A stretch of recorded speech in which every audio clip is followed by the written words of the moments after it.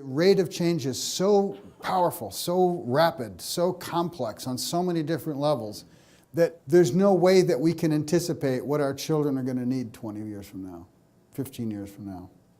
We can say that there's certain foundational things that they need, but there's nothing that we can say that they need for sure that's more important than their healthy ability to learn whatever they need to learn when they get there.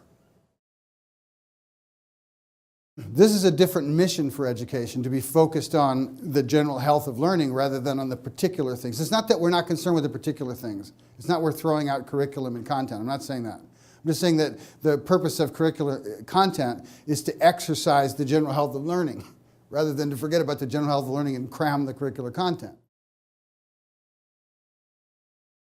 Does anybody think there's something more important for children than the general health of their learning?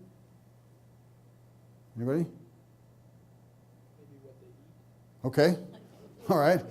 For the most part, other than when that's controlled, that's also learned. I mean, their eating habits and behavior. If you diagnose and look into eating disorders, at the root, they're maladaptive learning, right? But yeah, go ahead. Are you including like their attitudes, Well, which of their attitudes aren't learned?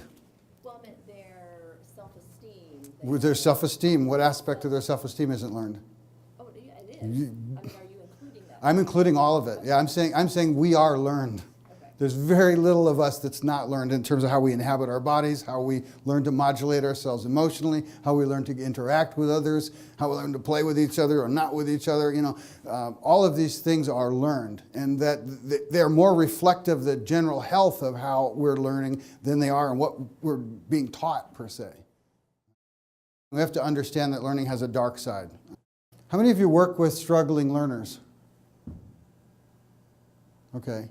If you think about when you're up on the edge with them and what they're struggling with, how much of what they're struggling with is an innate learning problem, and how much of what you're struggling with is what they've learned in the past working against them learning now? In order to actually create a situation where we're inspiring and resourcing and supporting more healthy learning, we have to be able to see and read and intervene on the unhealthy learning that's going on in children. So we have to be able to be sensitive to it. And for the most part, we don't make how many people heard of unhealthy learning before tonight? So unhealthy learning is not very much part of our conversation. And yet, when we look at it, it's very clear that unhealthy learning is running amok in our world, costing us $1 trillion worth of the healthcare problem, as well as we could go on and on and on to how it manifests itself in our world. All the time while us adults are rather oblivious to this happening. The kind of learning that caused us to come to the pinnacle, if you will, in nature as learners, is learning that happens on the living edge of now. Our children are miraculously, enormously, incredibly, beautifully empowered to do that, to come into the natural world of right now, learn their way into that. Emotionally, in relationships, inside the language environments they're born into, inside the toys they get to play with, they're masterful at that. Their organism's wired to be paying attention to the feedback at the very edge of what they're doing. So they do something, they feel it. They do something, they feel it, and through that they extend into the world.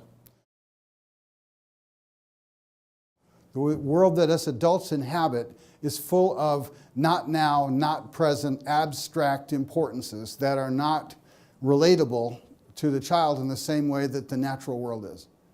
And the best example of that is reading. So what is reading? It is a artificially inseminated language experience that wouldn't happen if it wasn't for the way that the brain, in a very machine-like way, was trained to be able to interpret a technological artifact and translate it into a projected experience that approximated what we hear when we talk with other human beings. Not only are children experiencing artificial learning challenges that are artificial to their organism, to the way that their organism wants to process the world, but we have, as parents, as educators, as peers, we've created an environment in which children feel, the children that struggle with this, as if the struggle is a reflection of something wrong with them, as if their difficulties with taking off in these artificial worlds are not a consequence of how much talk time they've got with their parents when they were babies. It's not a consequence of their emotional any one of hundreds of factors that are involved in why a child might have difficulty with reading. The child's experience of a difficulty is something's wrong with me. So here we have 5, 6, 7-year-old children forming this internal sense of themselves as having something wrong with their minds because of their difficulty with this. And it skews their trajectory in life.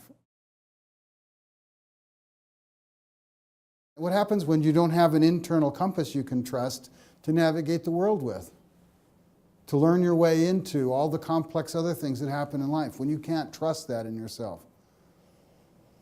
It's mind shame. Mind shame, being ashamed of your mind. What happens when you become ashamed of your mind? What happens when you become ashamed of learning?